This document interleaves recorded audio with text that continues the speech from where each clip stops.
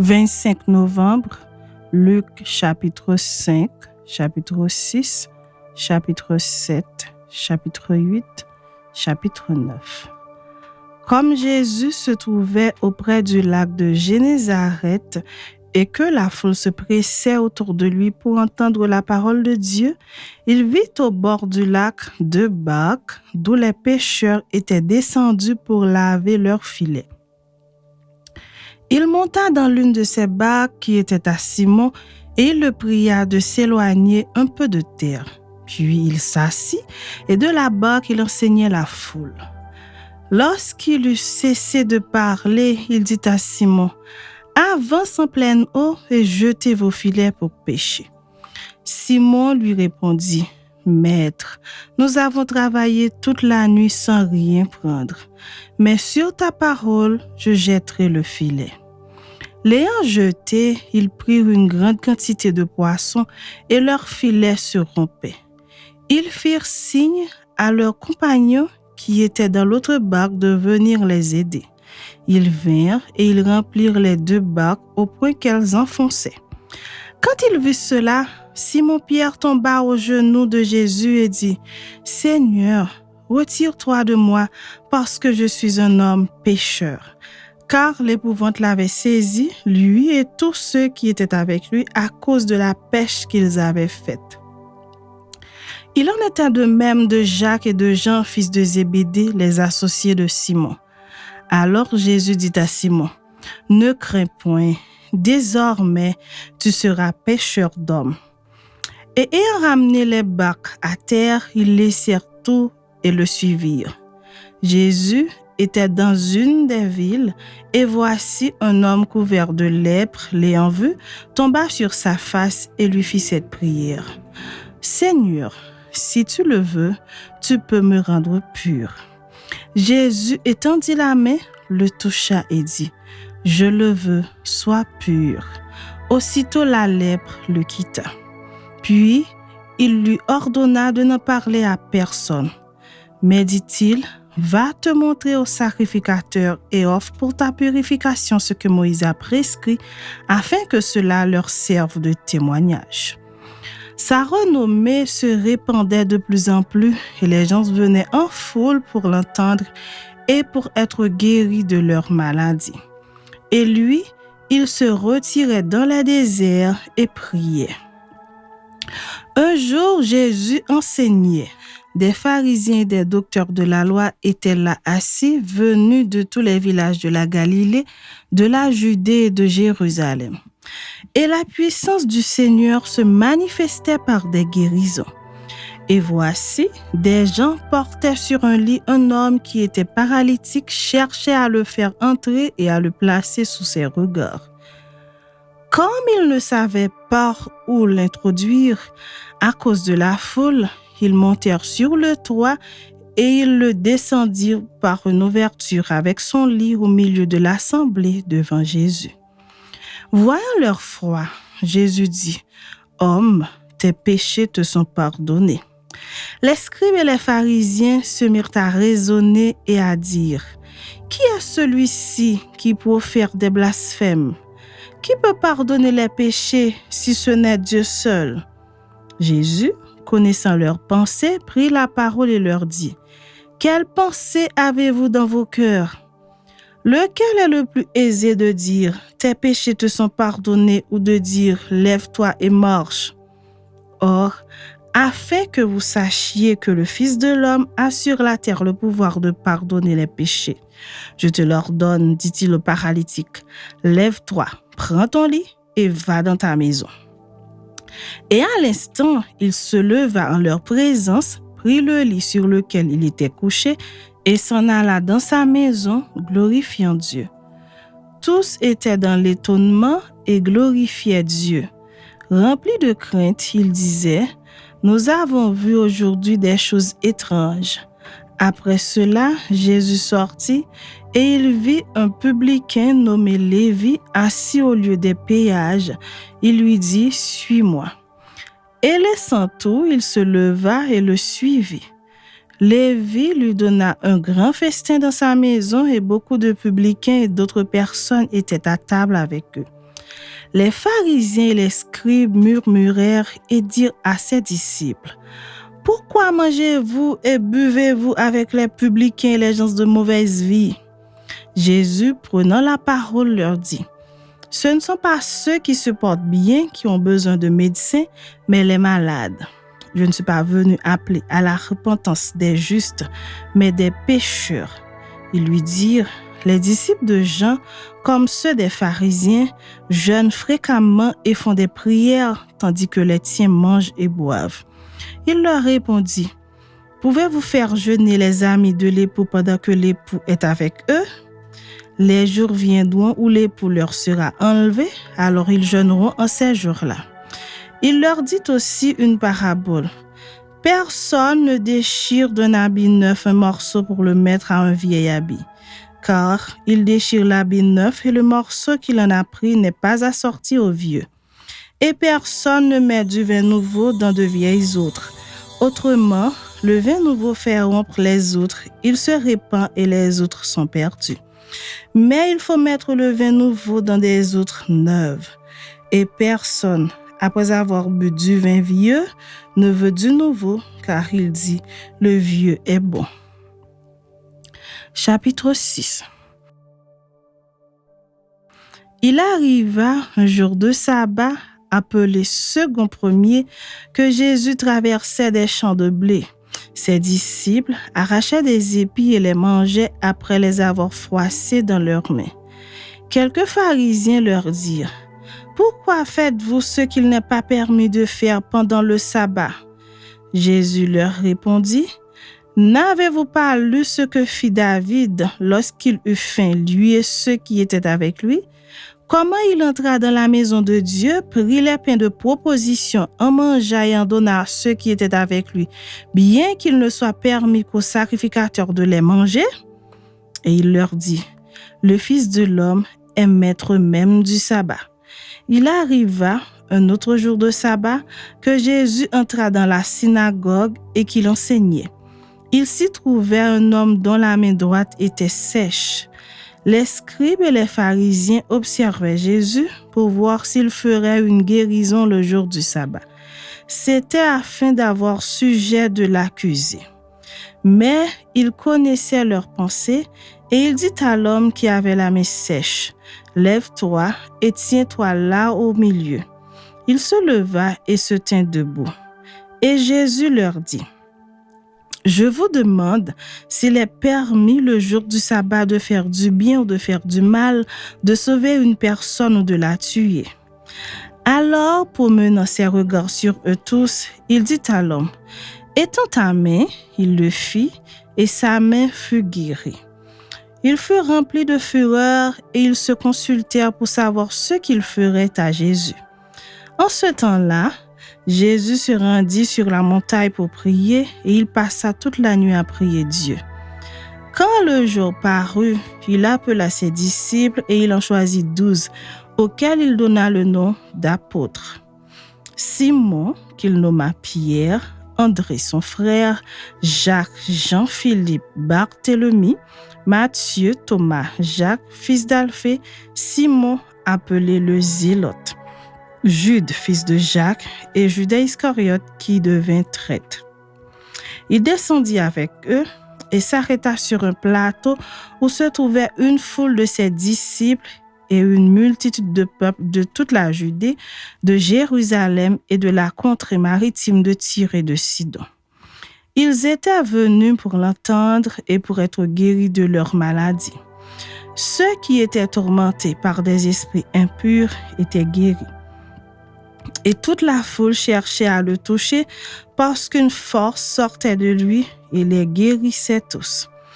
Alors Jésus, levant les yeux sur ses disciples, dit: Heureux vous qui êtes pauvres, car le royaume de Dieu est à vous. Heureux vous qui avez faim maintenant, car vous serez rassasiés. Heureux vous qui pleurez maintenant, car vous serez dans la joie. Heureux serez-vous lorsque les hommes vous haïront, lorsqu'on vous chassera, vous outragera et qu'on rejettera votre nom comme infâme à cause du Fils de l'homme. Réjouissez-vous en ce jour-là et tressaillez d'allégresse parce que votre récompense sera grande dans le ciel, car c'est ainsi que leur Père traitait les prophètes. Mais malheur à vous, riches, car vous avez votre consolation. Malheur à vous qui êtes rassasiés, car vous aurez faim. Malheur à vous qui riez maintenant, car vous serez dans le deuil et dans les larmes. Malheur lorsque tous les hommes diront du bien de vous, car c'est ainsi qu'agissait leur Père à l'égard des faux prophètes. Mais je vous dis, à vous qui m'écoutez, aimez vos ennemis, faites du bien à ceux qui vous haïssent, bénissez ceux qui vous maudissent, priez pour ceux qui vous maltraitent.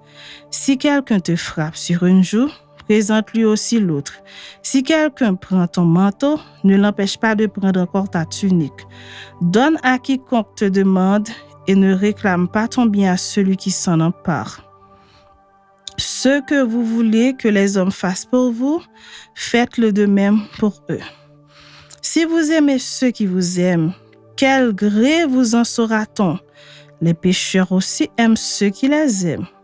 Si vous faites du bien à ceux qui vous font du bien, quel gré vous en saura-t-on? Les pécheurs aussi agissent de même. Et si vous prêtez à ceux de qui vous espérez recevoir, quel gré vous en saura-t-on? Les pécheurs aussi prêtent aux pécheurs afin de recevoir la pareille. Mais aimez vos ennemis, faites du bien et prêtez sans rien espérer. Et votre récompense sera grande et vous serez fils du Très-Haut, car il est bon pour les ingrats et pour les méchants. Soyez donc miséricordieux, comme votre Père est miséricordieux. Ne jugez point et vous ne serez point jugés. Ne condamnez point et vous ne serez point condamnés. Absolvez et vous serez absous. Donnez et il vous sera donné. On versera dans votre sein une bonne mesure, serrée, secouée et qui déborde, car on vous mesurera avec la mesure dont vous vous serez servi. Il leur dit aussi cette parabole. Un aveugle peut-il conduire un aveugle? Ne tomberont-ils pas tous deux dans une fosse? Le disciple n'est pas plus que le maître, mais tout disciple accompli sera comme son maître. Pourquoi vois-tu la paille qui est dans l'œil de ton frère et n'aperçois-tu pas la poutre qui est dans ton œil? Ou comment peux-tu dire à ton frère, frère, laisse-moi ôter la paille qui est dans ton œil, toi qui ne vois pas la poutre qui est dans le tien? Hypocrite, ôte premièrement la poutre de ton œil, et alors tu verras comment ôter la paille qui est dans l'œil de ton frère. Ce n'est pas un bon arbre qui porte du mauvais fruit, ni un mauvais arbre qui porte du bon fruit, car chaque arbre se connaît à son fruit. On ne cueille pas des figues sur des épines, et l'on ne vendange pas des raisins sur des ronces. L'homme bon tire de bonnes choses du bon trésor de son cœur, et le méchant tire de mauvaises choses de son mauvais trésor, car c'est de l'abondance du cœur que la bouche parle. Pourquoi m'appelez-vous Seigneur, Seigneur, et ne faites-vous pas ce que je dis? Je vous montrerai à qui est semblable tout homme qui vient à moi, entend mes paroles et les met en pratique. Il est semblable à un homme qui bâtisse une maison, a creusé profondément et a posé le fondement sur le roc. Une inondation est venue et le torrent s'est jeté contre cette maison sans pouvoir l'ébranler, parce qu'elle était bien bâtie. Mais celui qui entend et ne met pas en pratique est semblable à un homme qui a bâti une maison sur la terre sans fondement. Le torrent s'est jeté contre elle, aussitôt elle est tombée, et la ruine de cette maison a été grande. Chapitre 7. Après avoir achevé tous ses discours devant le peuple qui l'écoutait, Jésus entra dans Capernaum. Un centenier avait un serviteur auquel il était très attaché et qui se trouvait malade sur le point de mourir. Ayant entendu parler de Jésus, il lui envoya quelques anciens des Juifs pour le prier de venir guérir son serviteur. Ils arrivèrent auprès de Jésus et lui adressèrent d'instantes supplications, disant: « Il mérite que tu lui accordes cela, car il aime notre nation et c'est lui qui a bâti notre synagogue. » Jésus, étant allé avec eux, n'était guère éloigné de la maison quand le centenier envoya des amis pour lui dire « Seigneur, ne prends pas tant de peine, car je ne suis pas digne que tu entres sous mon toit. C'est aussi pour cela que je ne me suis pas cru digne d'aller en personne vers toi. Mais dis un mot et mon serviteur sera guéri. Car moi qui suis soumis à des supérieurs, j'ai des soldats sous mes ordres, et je dis à l'un va et il va, à l'autre viens et il vient, et à mon serviteur fais cela et il le fait. » Lorsque Jésus entendit ces paroles, il admira le centenier et se tournant vers la foule qui le suivait, il dit « Je vous le dis, même en Israël, je n'ai pas trouvé une aussi grande foi. » De retour à la maison, les gens envoyés par le centenier trouvèrent guéri le serviteur qui avait été malade. Le jour suivant, Jésus alla dans une ville appelée Naïn. Ses disciples et une grande foule faisaient route avec lui. Lorsqu'il fut près de la porte de la ville, voici on portait en terre un mort, fils unique de sa mère qui était veuve. Et il y avait avec elle beaucoup de gens de la ville. Le Seigneur, l'ayant vue, fut ému de compassion pour elle et lui dit « Ne pleure pas. » Il s'approcha et toucha le cercueil. Ceux qui le portaient s'arrêtèrent. Il dit « Jeune homme, je te le dis, lève-toi. » Et le mort s'assit et se mit à parler. Jésus le rendit à sa mère. Tous furent saisis de crainte et ils glorifiaient Dieu, disant « Un grand prophète apparut parmi nous et Dieu a visité son peuple. » Cette parole sur Jésus se répandit dans toute la Judée et dans tout le pays d'alentour. Jean fut informé de toutes ces choses par ses disciples. Il en appela 2 et les envoya vers Jésus pour lui dire « Es-tu celui qui doit venir ou devons-nous en attendre un autre ?»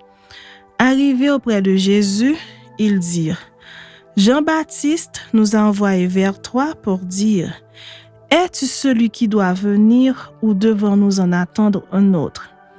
À l'heure même, Jésus guérit plusieurs personnes de maladies, d'infirmités et d'esprits malins, et il rendit la vue à plusieurs aveugles. Et il leur répondit, « Allez rapporter à Jean ce que vous avez vu et entendu. Les aveugles voient, les boiteux marchent, les lépreux sont purifiés, les sourds entendent, les morts ressuscitent. La bonne nouvelle est annoncée aux pauvres.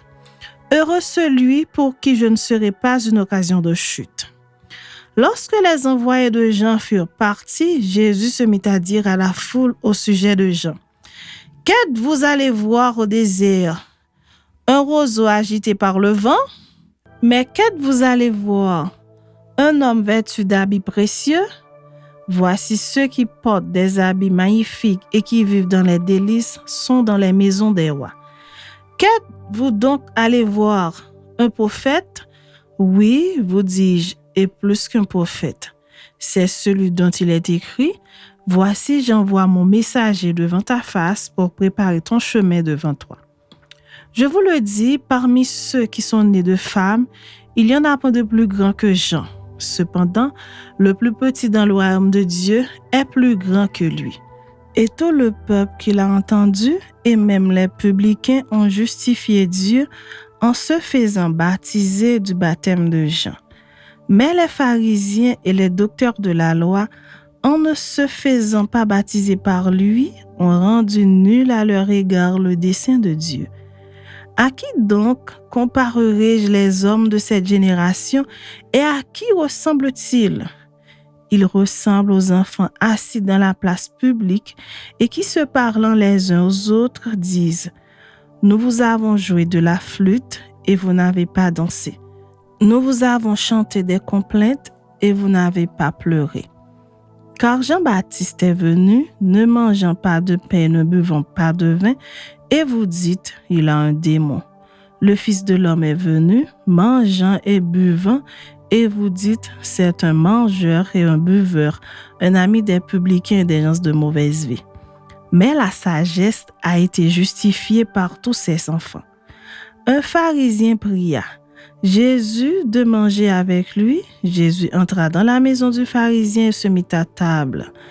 Et voici une femme pécheresse qui se trouvait dans la ville. Ayant su qu'il était à table dans la maison du pharisien, apporta un vase d'albâtre plein de parfums et se tint derrière aux pieds de Jésus. Elle pleurait et bientôt elle lui mouilla les pieds de ses larmes, puis les essuya avec ses cheveux, les baisa et les oignit de parfum. Le pharisien qui l'avait invité, voyant cela, dit en lui-même, si cet homme était prophète, il connaîtrait qui et de quelle espèce est la femme qui le touche et il connaîtrait que c'est une pécheresse. Jésus prit la parole et lui dit, Simon, j'ai quelque chose à te dire. Maître, parle, répondit-il. Un créancier avait 2 débiteurs. L'un devait 500 deniers et l'autre 50. Comme il n'avait pas de quoi payer, il leur remit à tous 2 leurs dettes. Lequel l'aimera le plus? Simon répondit, celui, je pense, auquel il a le plus remis. Jésus lui dit, tu as bien jugé. Puis, se tournant vers la femme, il dit à Simon, vois-tu cette femme? Je suis entré dans ta maison et tu ne m'as point donné d'eau pour laver mes pieds. Mais elle les a mouillés de ses larmes et les a essuyés avec ses cheveux. Tu ne m'as point donné de baiser, mais elle, depuis que je suis entré, elle n'a point cessé de me baiser les pieds. Tu n'as point versé d'huile sur ma tête, mais elle a versé du parfum sur mes pieds. C'est pourquoi je te le dis, ses nombreux péchés ont été pardonnés, car elle a beaucoup aimé. Mais celui à qui on pardonne, peu aime peu. Et il dit à la femme, tes péchés sont pardonnés. Ceux qui étaient à table avec lui se mirent à dire en eux-mêmes, qui est celui-ci qui pardonne même les péchés? Mais Jésus dit à la femme, ta foi t'a sauvée, va en paix. Chapitre 8. Ensuite, Jésus allait de ville en ville et de village en village, prêchant et annonçant la bonne nouvelle du royaume de Dieu. Les 12 étaient avec lui et quelques femmes qui avaient été guéries d'esprits malins et de maladies. Marie, dite de Magdala, de laquelle étaient sortis 7 démons, Jeanne, femme de Chuza, intendant d'Hérode, Suzanne et plusieurs autres qui l'assistaient de leurs biens. Une grande foule s'étant assemblée et des gens s'étant venus de diverses villes auprès de lui, il dit cette parabole.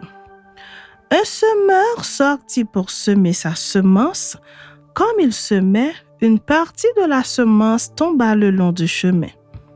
Elle fut foulée aux pieds et les oiseaux du ciel la mangèrent. Une autre partie tomba sur le roc. Quand elle fut levée, elle sécha parce qu'elle n'avait point d'humidité. Une autre partie tomba au milieu des épines. Les épines crurent avec elle et l'étouffèrent. Une autre partie tomba dans la bonne terre. Quand elle fut levée, elle donna du fruit au centuple. Après avoir ainsi parlé, Jésus dit à haute voix, que celui qui a des oreilles pour entendre, entende. Ses disciples lui demandèrent ce que signifiait cette parabole. Il répondit, il vous a été donné de connaître les mystères du royaume de Dieu, mais pour les autres, cela leur est dit en parabole, afin qu'en voyant, ils ne voient point, et qu'en entendant, ils ne comprennent point. Voici ce que signifie cette parabole. La semence, c'est la parole de Dieu. Ceux qui sont le long du chemin, ce sont ceux qui entendent. Puis le diable vient et enlève de leur cœur la parole de peur qu'ils ne croient et soient sauvés. Ceux qui sont sur le roc, ce sont ceux qui, lorsqu'ils entendent la parole, la reçoivent avec joie. Mais ils n'ont point de racines, ils croient pour un temps et il succombe au moment de la tentation. Ceux qui sont tombés parmi les épines, ce sont ceux qui, ayant entendu la parole, s'en vont et la laissent étouffée par les soucis, les richesses et les plaisirs de la vie, et ils ne portent point de fruits qui viennent à maturité.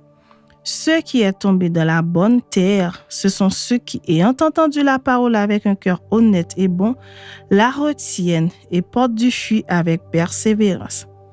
Personne, après avoir allumé une lampe, ne la couvre d'une vase ou ne la met sous un lit, mais il la met sur un chandelier afin que ceux qui entrent voient la lumière. Car il n'est rien de caché qui ne doive être découvert, rien de secret qui ne doive être connu et mis au jour. Prenez donc garde à la manière dont vous écoutez, car on donnera à celui qui a, mais à celui qui n'a pas, on notera même ce qu'il croit avoir. La mère et les frères de Jésus vinrent le trouver, mais ils ne purent l'aborder à cause de la foule. On lui dit, « Ta mère et tes frères sont dehors, et ils désirent te voir. » Mais il répondit, « Ma mère et mes frères, ce sont ceux qui écoutent la parole de Dieu et qui la mettent en pratique. » Un jour, Jésus monta dans une barque avec ses disciples. Il leur dit, « Passons de l'autre côté du lac. » Et ils partirent. Pendant qu'ils naviguaient, Jésus s'endormit. Un tourbillon fondit sur le lac, la barque se remplissait d'eau et ils étaient en péril. Ils s'approchèrent et le réveillèrent en disant, « Maître, Maître, nous périssons. » S'étant réveillé, il menaça le vent et les flots qui s'apaisèrent et le calme revint. Puis il leur dit, « Où est votre foi? » Saisis de frayeur et d'étonnement, ils se dirent les uns aux autres, « Quel est donc celui-ci qui commande même au vent et à l'eau et à qui ils obéissent? » Ils abordèrent dans le pays des Géraséniens qui est vis-à-vis de la Galilée.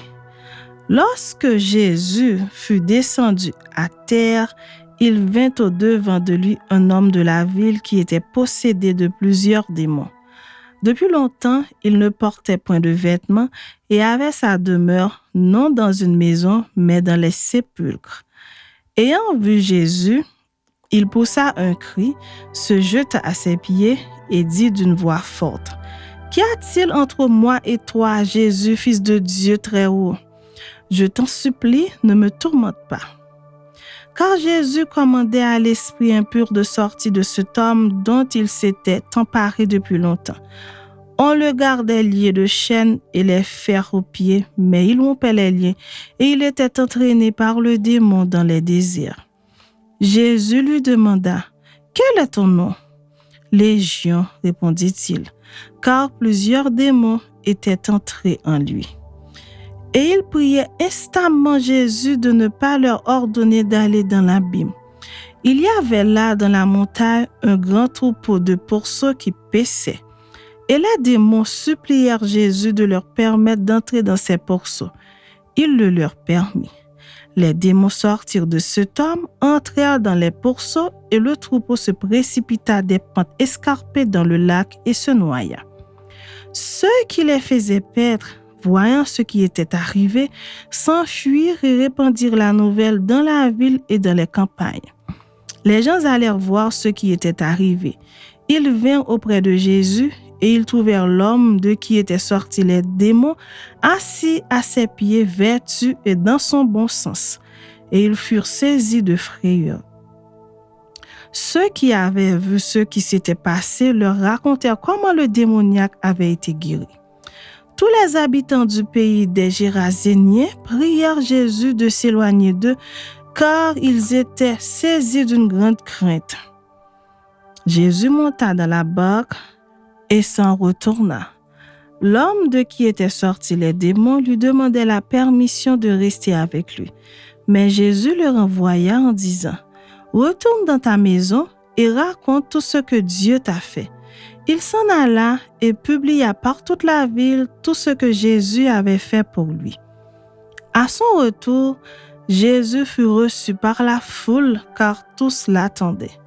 Et voici, il vint un homme nommé Jaïrus qui était chef de la synagogue.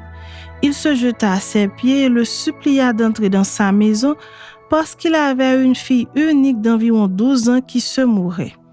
Pendant que Jésus y allait, il était pressé par la foule.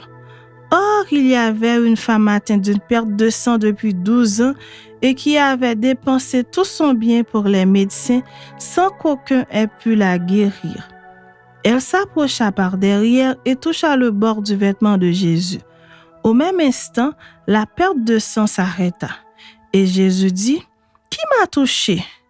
Comme tous s'en défendaient, Pierre et ceux qui étaient avec lui dirent, « Maître, la foule t'entoure et te presse et tu dis, « Qui m'a touché ?»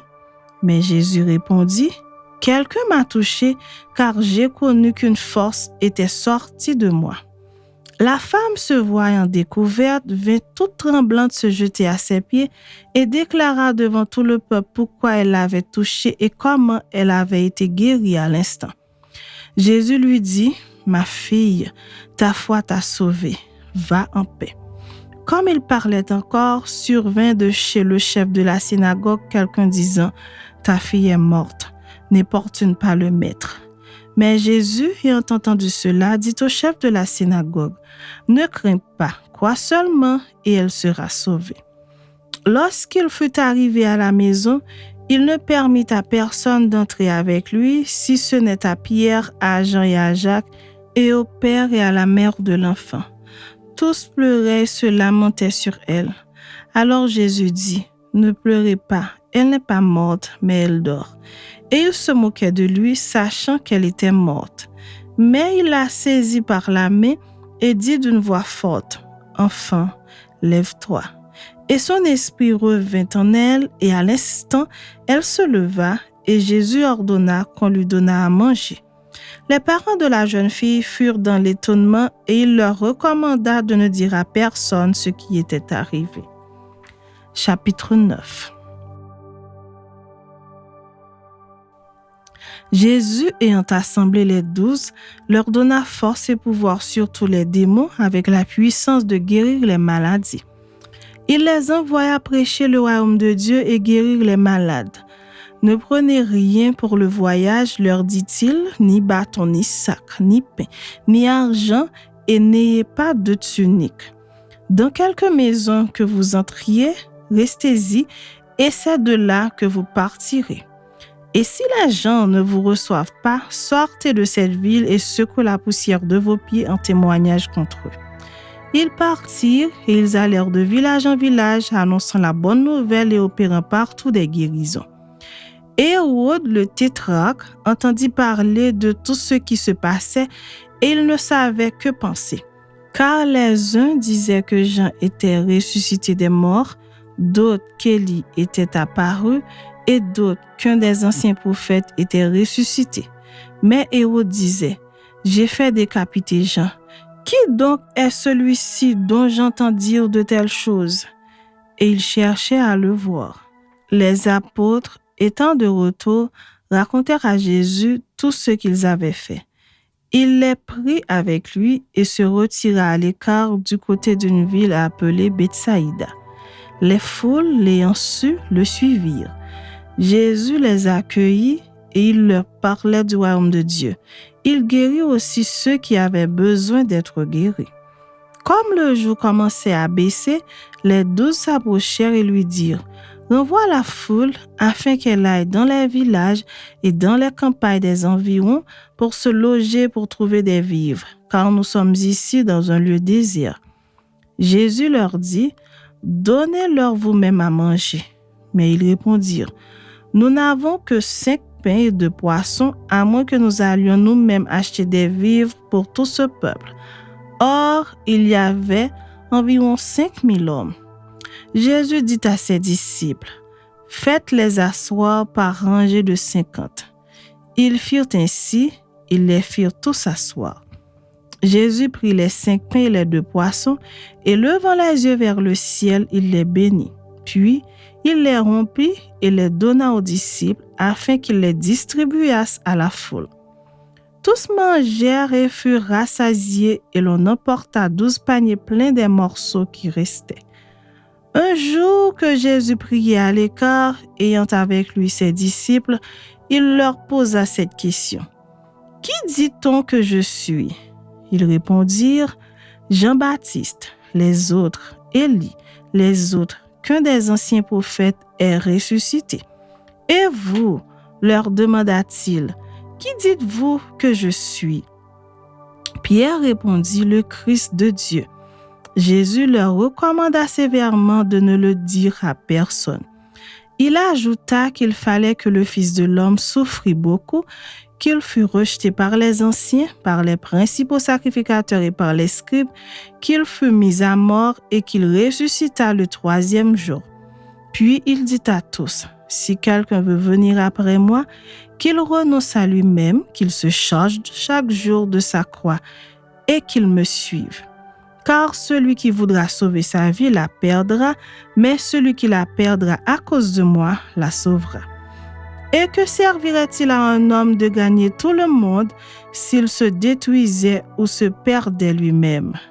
Car quiconque aura honte de moi et de mes paroles, le Fils de l'homme aura honte de lui quand il viendra dans sa gloire et dans celle du Père et des saints anges.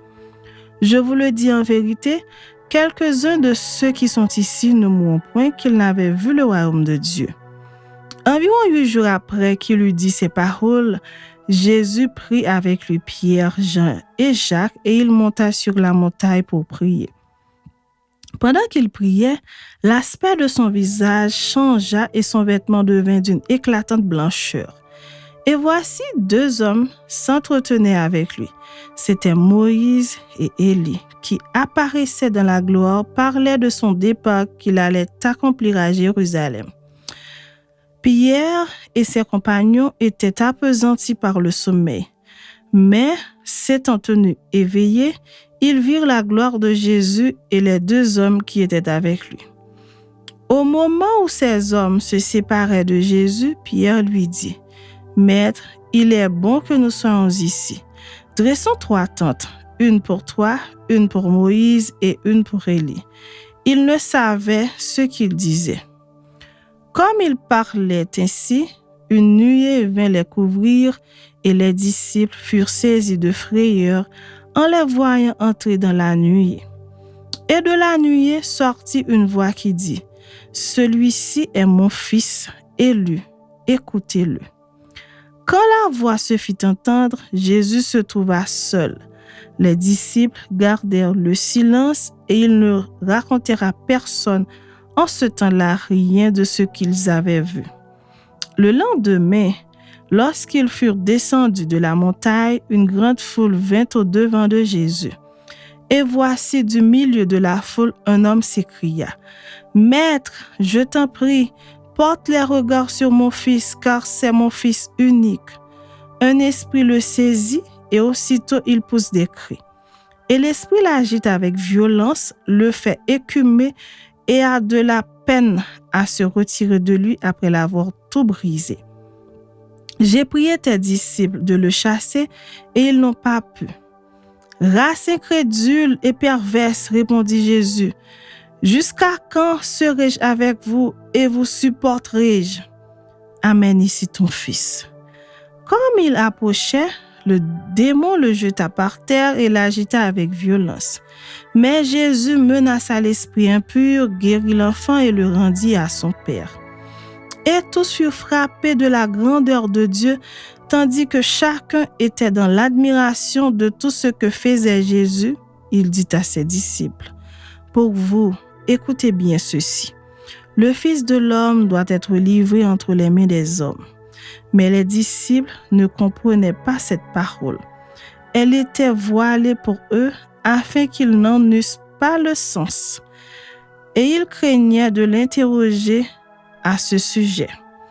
Or, une pensée leur vint à l'esprit, savoir lequel d'entre eux était le plus grand. Jésus, voyant la pensée de leur cœur, prit un petit enfant, le plaça près de lui et leur dit, « Quiconque reçoit en mon nom ce petit enfant me reçoit moi-même. Et quiconque me reçoit, reçoit celui qui m'a envoyé.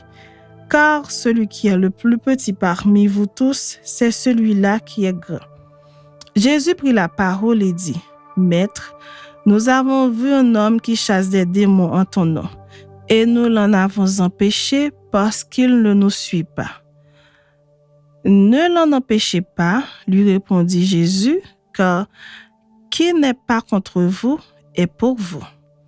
Lorsque le temps où il devait être enlevé du monde approcha, Jésus prit la résolution de se rendre à Jérusalem. Il envoya devant lui des messagers qui se mirent en route et entrèrent dans un bouc des Samaritains pour lui préparer un logement. Mais on ne le reçut pas parce qu'il se dirigeait sur Jérusalem. Les disciples, Jacques et Jean, voyant cela, dirent « Seigneur, veux-tu que nous commandions que le feu descende du ciel et les consume ?» Jésus se tourna vers eux et les réprimanda, disant « Vous ne savez de quel esprit vous êtes ranimés. Car le Fils de l'homme est venu, non pour perdre les âmes des hommes, mais pour les sauver. » Et ils allèrent dans un autre bourg. Pendant qu'ils étaient en chemin, un homme lui dit « Seigneur, je te suivrai partout où tu iras. » Jésus lui répondit « Les renards ont des tanières et les oiseaux du ciel ont des nids. Mais le Fils de l'homme n'a pas un lieu où il puisse reposer sa tête. » Il dit à un autre « Suis-moi. » Et il répondit « Seigneur, permets-moi d'aller d'abord ensevelir mon Père. » Mais Jésus lui dit « Laisse les morts ensevelir leurs morts, et toi, va annoncer le royaume de Dieu. » Un autre dit « Je te suivrai, Seigneur, mais permets-moi d'aller d'abord prendre congé de ceux de ma maison. » Jésus lui répondit « Quiconque met la main à la charrue et regarde en arrière n'est pas propre au royaume de Dieu. »